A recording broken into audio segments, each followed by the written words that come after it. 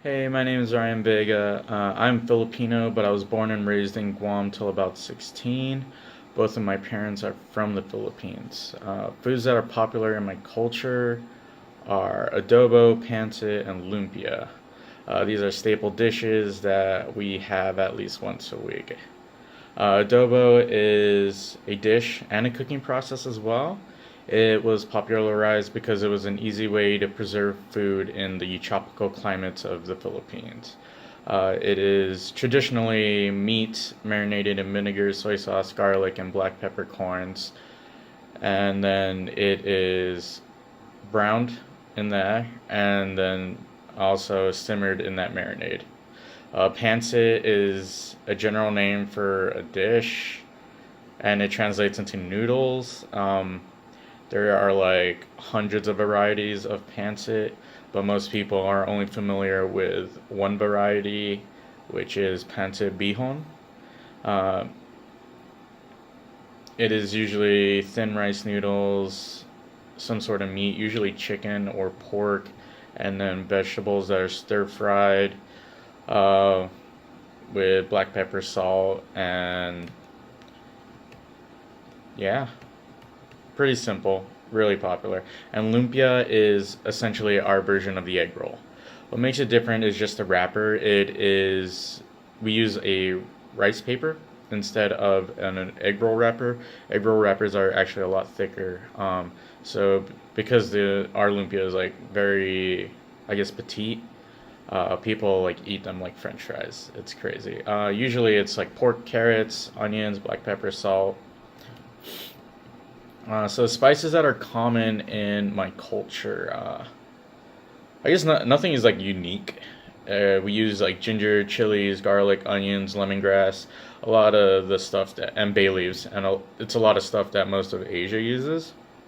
If there was one thing I would consider unique to the Philippines, it is this plant we use as an aromatic called pandan.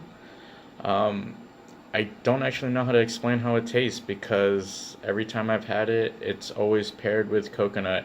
So I think for most of my life, I always thought it had a coconut taste, and I found out that it did not have a coconut taste. And pandan is really used in the Philippines like how vanilla is used in the West. So it's that popular. But it has like a really subtle floral taste, I guess is the only way I could describe it. If I had to select a dish that describes my culture, I think it would be this thing called halo halo. It's a dessert. It's a shaved ice dessert with like 50 toppings, like a ton of toppings, and you kind of just build it on your own. I think the staple stuff is a fruits. They're usually cubed. This thing called ube, which a lot of people aren't familiar with, but it's becoming more popular in like the West Coast. It's pretty much purple yam, and then it also gets topped with like this thing called leche flan and pinipig. Pinipig is just it's essentially Rice Krispies. We toast that, and it gives it really nice crispy texture, and then we douse it in evaporated milk. It is oddly beautiful. Like it's hard to describe the flavor because it's just a smorgasbord of a bunch of stuff, and it just tastes really good because it's super sweet and hearty.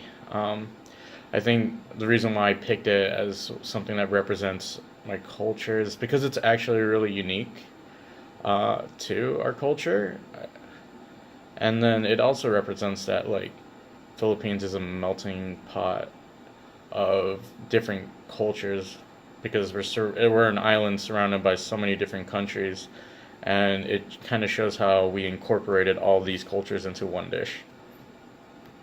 So, a food related custom that's pretty common in our culture is we eat with our hands. I think it's called kamayan, and kamay is hands, and then yan is eating. Um, Obviously, we have utensils, we have forks, spoons, chopsticks, whatever we need, and but it's really fun. Um, I guess it's like I like to think of it as like connecting um, what nourishes our body with our hands. And a lot of people think it's so weird to eat with your hands, but it feels like home for me. Usually, the way we do it is that we line a huge table with banana leaves that we roasted over a fire, and it gives like a really nice aromatic flavor. And then we lay like rice in the middle, then meats, all sorts of meats, fish, pork, chicken, beef, and then roasted vegetables, and then whatever else we kind of have. And then everyone just grabs foods with their hand, and we eat, and we talk, and we eat over the food, and it's just really heavily community based. Um, where can I find authentic food from my culture? To be really blunt, all the Filipino restaurants here I did not like, but I'm also spoiled in that sense because both of my parents are actually chefs. My mom specializes in Eastern Asian dishes, including Filipino food, and my dad specializes in Western, mainly French.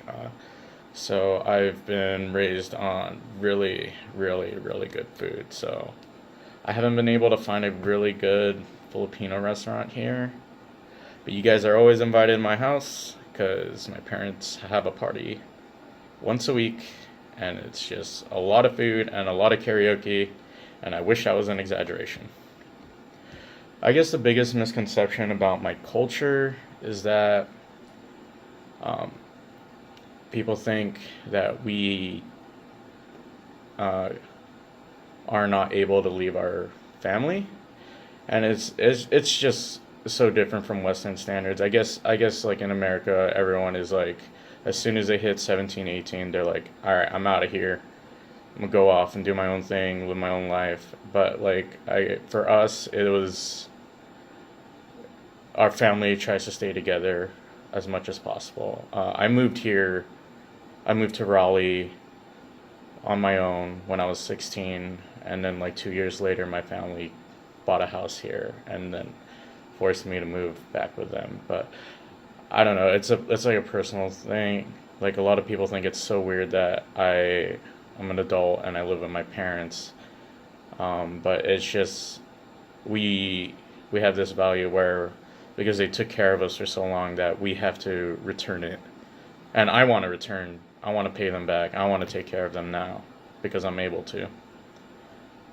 And yeah, that is, I guess, one of the biggest misconceptions. It's not, I guess it's more of a personal thing because, like, sometimes I feel some sort of hesitation when I tell people, like, oh yeah, I still live with my family. Because I see the looks I get.